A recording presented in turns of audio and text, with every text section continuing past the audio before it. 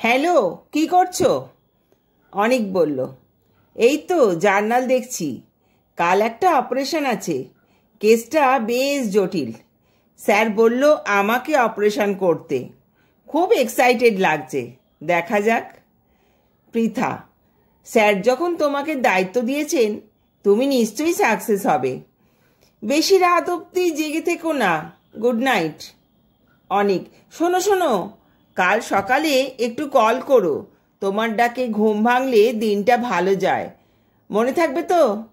নাকি আমাকেই তোমায় ঘুম থেকে তুলতে হবে? পৃথা, দেখা যাক কাল কে কাকে ঘুম থেকে ডেকে তোলে। পরের দিন সকালে পৃথা অনিককে ফোন করে ডেকে তুলে দেয়। অনিক তৈরি হয়ে হাসপাতালে রওনা দেয়। অপারেশন হয়ে গেলে একটু রেস্ট নিয়ে পৃথাকে ফোন করে।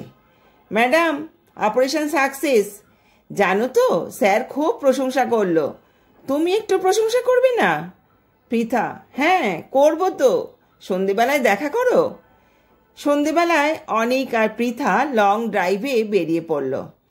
রাস্তায় একটা ধাবা দেখতে পেয়ে অনিক গাড়ি দাঁড় করালো। চলো একটু ভোজন করা যাক। পৃথা বলল, আজকের ডিনার আমার তরফ থেকে। অনিক, হ্যাঁ হ্যাঁ, আমি তো মানিব্যাগে নিয়ে আসিনি। পৃথা, এক ঘুষিতে তোমার নাক ফাটিয়ে দেব। অনিক, তাহলে আবার অপারেশন? নিজের নাক নিজেই অপারেশন করব বলো? তা আমার রুদ্রমূর্তিধারিণী কেমন আছেন? পৃথা, আবার তুমি আমার মাকে নিয়ে মজা করছো? আমি কিন্তু ভীষণ রেগে যাব। তুমি জানো আমি মাকে ভীষণ ভালোবাসি। অনিক, আমি তোমার মাকে একটুও বাসি না। আমি জানি আমাদের বিয়ের কথা উঠলে উনি ঠিক ব্যাগড়া দেবেন। কে ওনার মামাতো ভাইয়ের পিস্তত বোনের একমাত্র পুত্র আছে যাকে উনি জামাই হিসেবে হৃদয়ে স্থান দিয়েছেন, তাকেই জামাই করবেন। তাহলে আমি রেগে থাকবো না ওনার উপরে? তুমি বলো। পৃথা, মা সেটা ভাবতেই পারেন। তুমি কি মাকে বলে দেখেছো? মা কি বলেন সেটা দেখো। তা নয় সব সময় বাজে কথা। অনিক, ঠিক আছে ম্যাডাম, রাগ করবেন না। আগামী রবিবার আমি রুদ্রমূর্তিধারিণীর সহিত সাক্ষাতে কথা বলিব। অনিক রবিবার পৃথার বাড়িতে যায়। পৃথার মাকে বিয়ের কথা বলে। পৃথার মা শুনে বললেন, কত বছর হলো প্র্যাকটিস করছো? অনিক, 3 বছর হলো মাসিমা। এখনো 5 বছর ভালো করে প্র্যাকটিস করো। আমি পৃথার বিয়ে ঠিক করে রেখেছি, বছরখানেকের মধ্যেই দিয়ে দেব। অনিক কথাটা শুনে কোনো উত্তর না দিয়ে পৃথার বাড়ি থেকে বেরিয়ে এলো। কদিন বাদে যখন পৃথার সঙ্গে দেখা হলো বলল, দেখলে তো কেন তোমার মাকে এরকম বলি? কেমন মুখের ওপরে না করে দিলেন। পৃথা, ঠিক আছে তুমি বলেছ তো, বাকিটা আমি দেখে নেব। কদিন বাদে হঠাৎ একদিন পৃথার মায়ের পেটে অসহ্য যন্ত্রণা হয়। পৃথা অনিককে ফোন করে মায়ের এই অবস্থার কথা জানায়। অনিক পৃথাকে বলে, এক্ষুনি আমার হাসপাতালে নিয়ে এসে ওনাকে ভর্তি করে দাও, তারপর আমি দেখছি। অনিক পৃথার মাকে দেখার পর বলল, ওনার অপারেশন করতে হবে। সেই মতো অনিকের তত্ত্বাবধানে পৃথার মায়ের অপারেশন শুরু হয়। কিন্তু অপারেশন টেবিলে ওনার অবস্থা এত খারাপ হয়ে যায় যে ওনাকে বাঁচানো সম্ভব হয় না। অনিক অপারেশন থিয়েটার থেকে বেরিয়ে এসে পৃথাকে বলে, পৃথা, আমি অনেক চেষ্টা করলাম কিন্তু মাকে বাঁচাতে পারলাম না। পৃথা, জানতাম তুমি মাকে মেরে ফেলবে। মা আমাদের বিয়েতে রাজি ছিলেন না, তাই তুমি প্রতিশোধ নিলে। অনিক, পৃথা, এ তুমি কি কথা বলছো? আমি অনেক চেষ্টা করেছি, তুমি আমায় ভুল বুঝছো, এভাবে বলো না। পৃথা, ভুল আমার তখনই হয়েছে তোমার কথায় বিশ্বাস করে মাকে এখানে ভর্তি করানোতে। তুমি আমাকে পাবার জন্য আমার মাকে পৃথিবী থেকে সরিয়ে দিলে, আর আজ থেকে আমিও তোমার জীবন থেকে সরে গেলাম। আর কোনোদিনই তুমি আমার মুখ দেখতে পাবে না। এরপর প্রায় বছর 15 কেটে গেছে। পৃথা শৈবালকে বিয়ে করেছে। ওদের এক সুন্দর পুত্র সন্তান আছে। ভালোভাবেই দিনগুলো কেটে যাচ্ছে। একদিন পৃথার ছেলে স্কুলে খেলার সময় পড়ে গিয়ে পায়ে ভীষণভাবে চোট পায়।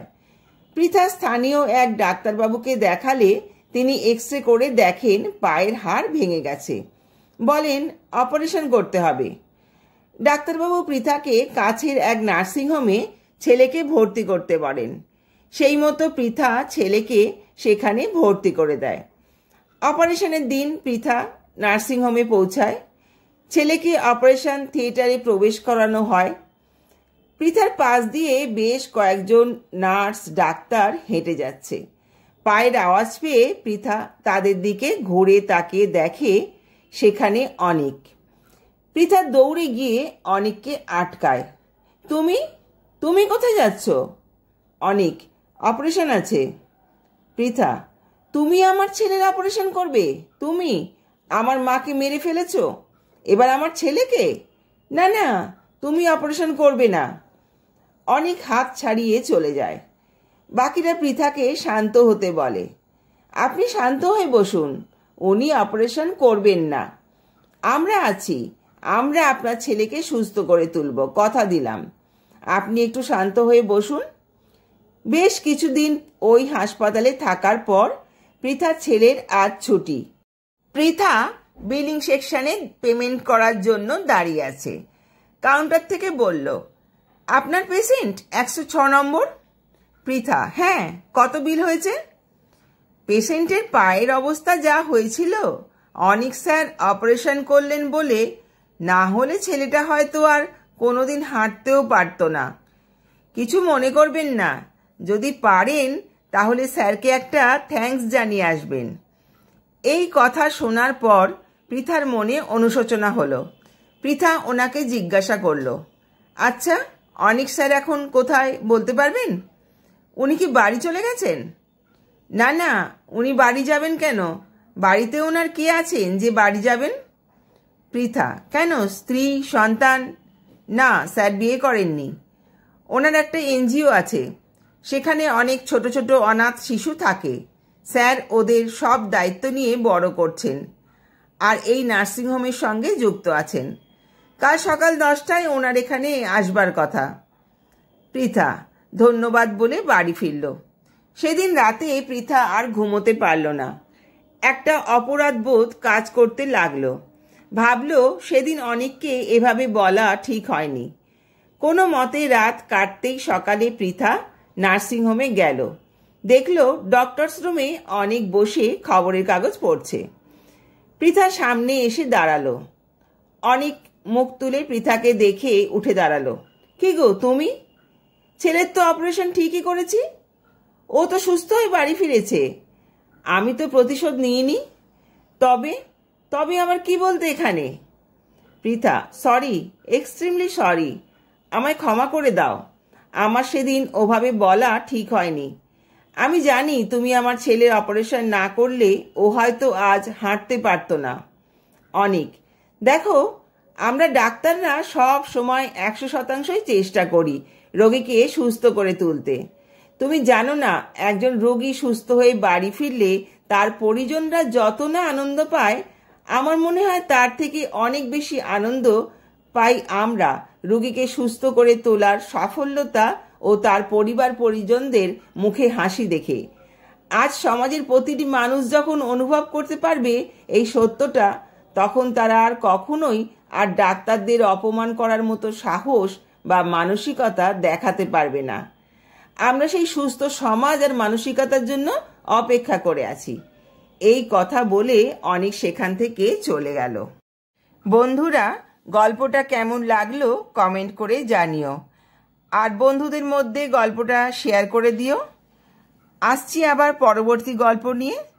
ততক্ষণ তোমরা সকলে সুস্থ ভালো থেকো। ধন্যবাদ।